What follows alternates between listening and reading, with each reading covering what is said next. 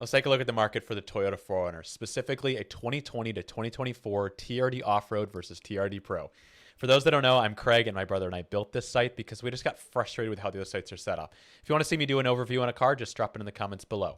When I'm looking at the market for the TRD Off-road and TRD Pro, I'm looking at availability, spec, market velocity, and budget, starting off with the TRD Off-road and availability. Over the last 3 months, one thing that we're going to notice is that availability peaked about a month ago, and it's been coming down ever since.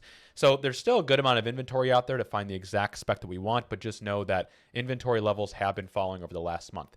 Next, when we look at budget and spec, two things to note here. One, 2024 has the greatest amount of availability. So if we're hunting a spec, 2024 is a great place to start, especially when you look at the average list price for this.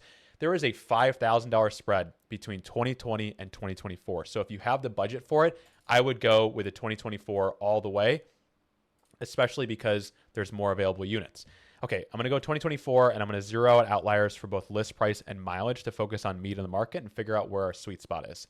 I'm looking at the listings in the market for this. Here's kind of where the sweet spot I'm looking at here is between $37,000 and $40,000. Between those around like 25 and 35,000 miles.